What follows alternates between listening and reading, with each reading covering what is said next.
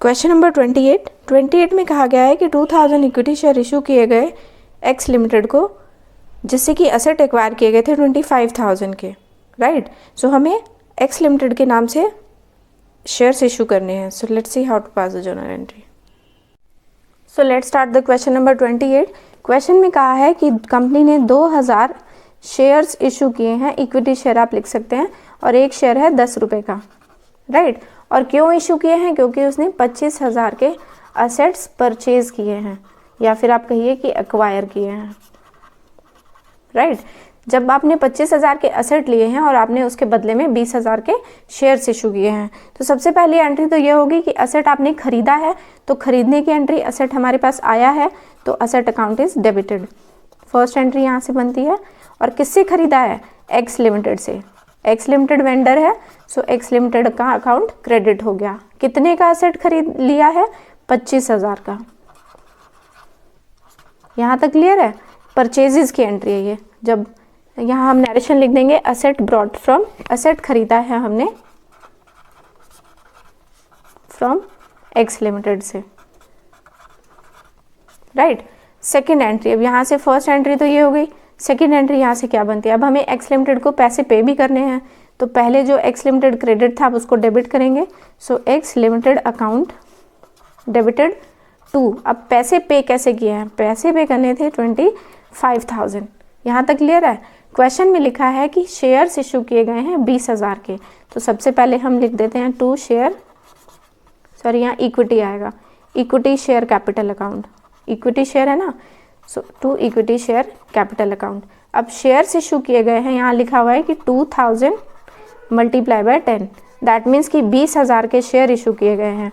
अब यहाँ पर 5,000 रुपये और आने चाहिए, तो इसका मतलब ये है कि ये शेयर सिक्योरिटीज प्रीमियम पर इशू किया गया है, right.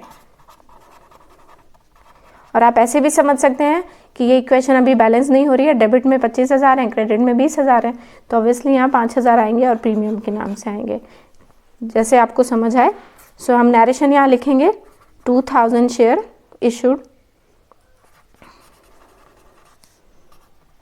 Issued to X limited, right. इस केस में ये जो क्वेश्चन हम कर रहे हैं ये अदर देन कैश का केस है। कैश मतलब कि कैश ना देकर कंपनी जब शेयर्स दे देती है किसी चीज़ के बदले, कैश देने की बजाय कंपनी कहती है आप हमारे शेयर्स ले लो, that is other than cash. So I hope आप लोग को ये क्वेश्चन क्लियर हुआ हो। So please like it, share it and subscribe it. Thank you. Question number 29, Amrit Dhara limited ने इशू किए हैं 800 इक्विटी शेयर, शेयर का प्राइस है 100 रुपीज़ प्लस 25% प्रीमियम, तो टोटल हो जाएगा 125, राइट। और ख़रीदा क्या है हमने उसे? प्लांट एंड मशीनरी खरीदी है 1 लाख रुपए की कंपनी ने, तो कैपिटल ना देकर कंपनी ने शेयर्स इशू कर दिए हैं वेंडर को, right. So let's see how to pass the journal entry. So let's start the question number 29 में कह रहा है कि एक अमृत धारा कंपनी है, अमृत धारा कंपनी है जिसने इशू किए हैं 800 शेयर्स, राइट। अब वो 800 शेयर्स इशू किए हैं किसको? उसने इशू किए हैं, लेकिन उसके बदले में उसने सबसे पहले यहाँ पर परचेज की बात हो रही है, उसने परचेज क्या किया है? खरीदा है। तो खरीदा है प्लांट एंड मशीनरी, तो जो चीज़ हमारे पास आ गई हम पहले उसको डेबिट की एंट्री करते हैं, right. Plant and machinery account debited. Plant and machinery खरीदा है कितने का? 1 लाख रुपए का। किससे खरीदा है ये नहीं पता, तो हम यहाँ पर वेंडर वर्ड यूज करेंगे, राइट, वेंडर अकाउंट। और वेंडर को अब हमें 1 लाख रुपए देने हैं। इस केस में वेंडर को 1 लाख रुपए ना देकर कंपनी ने 800 इक्विटी शेयर्स इशू कर दिए हैं उसके नाम पर। बात समझे? सो नेक्स्ट एंट्री हो जाएगी अब कि अब वेंडर को पैसे देगी कैसे company? So vendor account debited to, vendor को 1 लाख रुपए जो देने हैं, जिससे हमने कोई मशीनरी खरीदी है, तो उसके लिए कंपनी इशू कर रही है इक्विटी शेयर, राइट। दूसरा, जो शेयर्स इशू किया गया है 800 रुपए का, वो प्रीमियम पर इशू किया गया है, एंड दैट इज 25%। क्लियर है? सो 25% यहाँ पर जो लिखा हुआ है, तो यहाँ पर हम पहले तो यहाँ लिख देते हैं टू सिक्योरिटीज प्रीमियम की, शेयर जो है वो इशू किया गया है सिक्योरिटीज प्रीमियम पर, राइट। अब हम यहाँ पर अमाउंट कैसे डालेंगे? सी, नंबर ऑफ शेयर्स है 800 और एक शेयर की कॉस्ट है 100 रुपीज़, राइट। तो शेयर कैपिटल में कितना पैसा हो जाएगा, 80,000। अब प्रीमियम की बात आती है तो यहाँ 25% जो प्रीमियम है वो 100 रुपीज़ पर हम निकालेंगे। तो 100 रुपीज़ का जब आप 25% निकालेंगे तो यहाँ पर कितना हो जाएगा, 25। तो प्रीमियम है 800 शेयर पर, जो प्रीमियम है वो है 25 रुपीज़ का।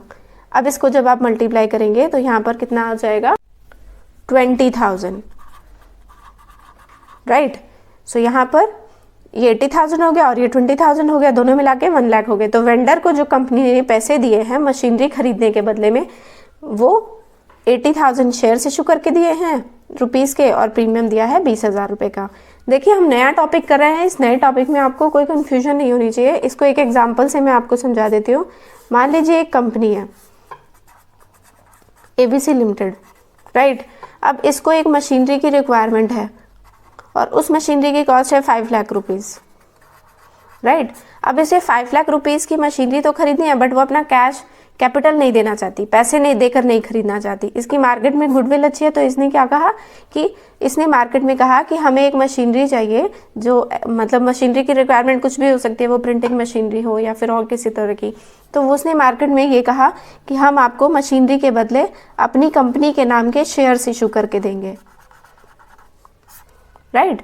तो इस अदर देन कैश के केस में हम यहाँ पर कैश ना देकर, अदर देन कैश का मतलब होता है कि कैश नहीं देना, उसके बदले में कंपनी शेयर्स इशू करके देगी वेंडर्स को, जिससे भी वो सामान खरीदेगी, राइट। सो ये आपको क्वेश्चन है। अगर आपको समझ नहीं आया हो तो then you can ask me on my comment section.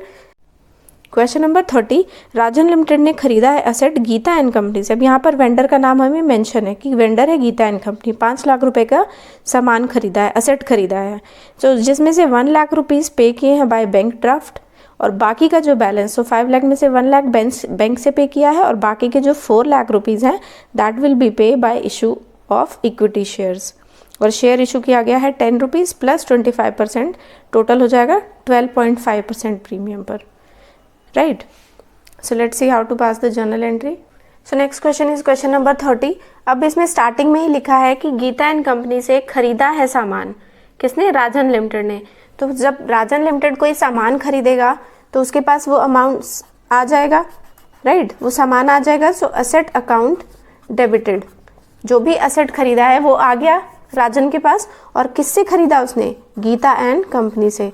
So to Gita and company. और कितने का सामान लिया है, 5 लाख रुपीज़ का, राइट। तो ये तो हो गई हमारी परचेजिंग की एंट्री। तो यहाँ नरेशन आप लिख देंगे asset bought from Geeta and company. Next आ जाते हैं, अब गीता एंड कंपनी को 5 लाख रुपीज़ देने हैं।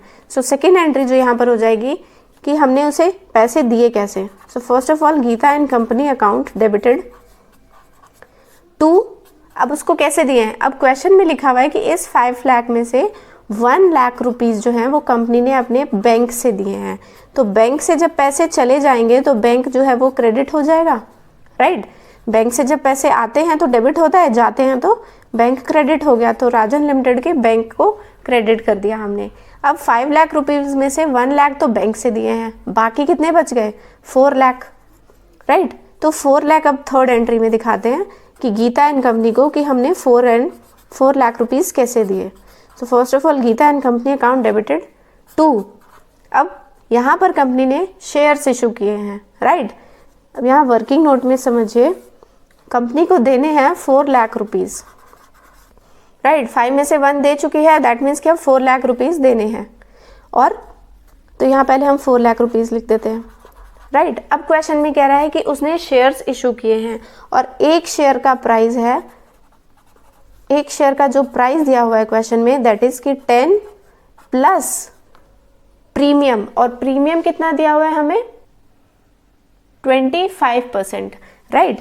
तो 10 का 25% हम निकालेंगे, 25% ऑफ इस 10 का, राइट। तो अब इसको सॉल्व करते हैं। तो यहाँ पर कितना हो जाएगा, 5 5 ज़ा 25, 5 2 ज़ा 10, 2 2 ज़ा 4, 2.5। अब देखिए यहाँ पर आ गया 10 प्लस 2.5, मतलब ये शेयर का प्राइस है और ये प्रीमियम का प्राइस है। तो टोटल एक शेयर का प्राइस कितना हो गया, 12.5 रुपीज़, 12.5 रुपये का एक शेयर है, राइट। तो हमें इस गीता एंड कंपनी को देने हैं 4 लाख रुपए और एक शेयर 12.5 रुपये का है, तो हम उसे कितने शेयर्स इशू करेंगे।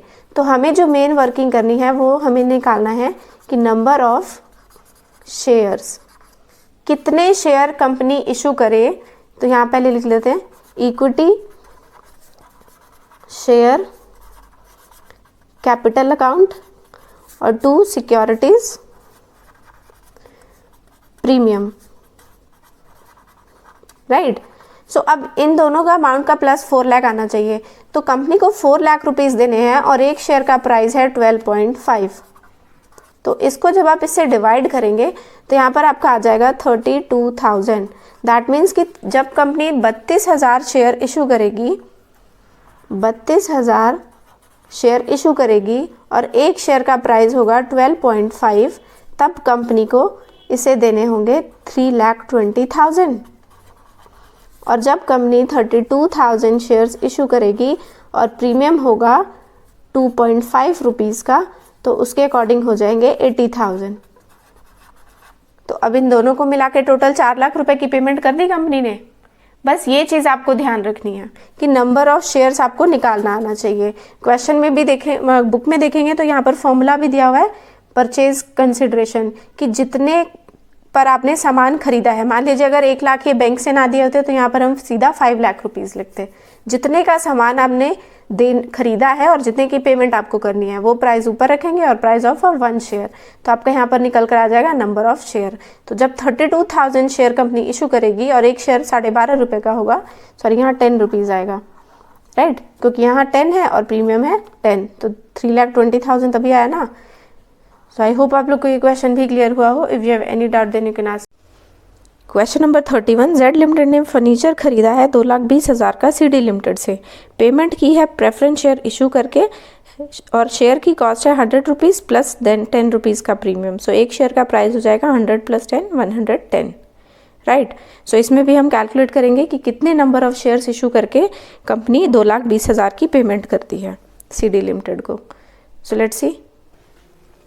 क्वेश्चन नंबर 31, फर्नीचर खरीदा है, तो जो चीज़ हमारे पास आई है हम उसे डेबिट करेंगे, फर्नीचर अकाउंट डेबिटेड, राइट। और कितने का फर्नीचर हमने खरीदा है, 2,20,000 रुपये का। तो जो चीज़ हमारे पास आ गई डेबिट, और किससे खरीदा है, तो 2 CD लिमिटेड से, राइट, 2,20,000। तो ये तो हो गई हमारी फर्स्ट एंट्री। एंट्री समझ आनी चाहिए। नेक्स्ट सेकंड पे आ जाते हैं। अब हमें सीडी लिमिटेड से खरीदा है सामान, मतलब हमें उसे 2,20,000 रुपये देने हैं। अब कैसे दिए हैं हमने पैसे, तो सबसे पहले हम लिखेंगे CD limited account debited to. अब हमने उसे बैंक से पैसे नहीं दिए, हमने उसे दिए हैं प्रेफरेंस शेयर इशू करके। सो हम लिखेंगे 9% प्रेफरेंस शेयर, और सिक्योरिटीज़ प्रीमियम पर दिया है तो हम यहाँ लिखेंगे 2 सिक्योरिटीज़ प्रीमियम,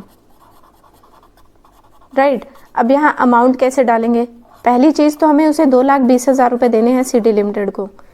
अब शेयर, नंबर ऑफ शेयर्स कितने हम इशू करें, तो हमारा यहाँ वर्किंग नोट में जो कैलकुलेशन होगा वो होगा नंबर ऑफ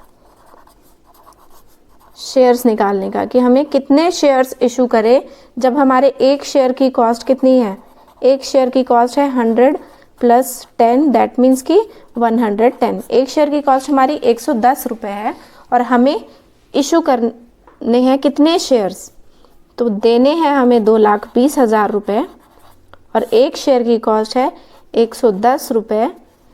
अगर आप इसको एग्जाम्पल में फॉर्मूला याद करने के पॉइंट ऑफ व्यू से समझेंगे तो यहाँ पर लिखा होता है परचेज प्राइस कंसिडरेशन, है ना। क्वेश्चन, ये तो फॉर्मूला तो आपको बुक में भी मिल जाएगा, बट पॉइंट आपको समझना है कि जितने रुपए आपको देने होते हैं divided by price of a 1 share. तो price of a 1 share is 110। तो जब आप इसको डिवाइड करेंगे तो यहाँ जाएगा आपका 2 × 22, 2,000 शेयर। मतलब जब आप 2,000 शेयर इशू करेंगे, जब हम 2,000 शेयर इशू करेंगे और एक शेयर होगा हमारा 100 रुपये का, और यहाँ पर हम 2,000 शेयर इशू करेंगे और प्रीमियम होगा हमारा 10 रुपये का। अब इसको मल्टीप्लाई करके देखिए, यहाँ पर 2,20,000 आना चाहिए। सो यहाँ हो जाएगा आपका 2 लाख और यहाँ पर हो जाएगा आपका 20,000। अब इन दोनों को प्लस करेंगे तो 2,20,000 आ रहा है। सो यही हमें समझाना है कि ये हम नंबर ऑफ शेयर्स कैसे निकालते हैं। ये वर्किंग नोट में आपको मेन जो एग्जामिनर आपसे जाता है वो ये कि नंबर ऑफ शेयर्स आपको निकालना आता है या नहीं आता। या तो आप फॉर्मूला रटेंगे तो भूल जाएंगे, इसलिए बस ये ध्यान रखना है जब भी हमें किसी को अमाउंट देना होता है तो हम प्राइस ऑफ 1 शेयर से उसे डिवाइड कर देंगे। तो कितने शेयर हम, अगर हम इस CD लिमिटेड को 2000 शेयर इशू करते हैं तो हम उसके 2,20,000 रुपये पूरे पे कर देंगे, राइट। सो आई होप आप लोग को ये क्वेश्चन भी क्लियर हुआ हो। If you have any doubt then you can ask in my comment section. Thank you.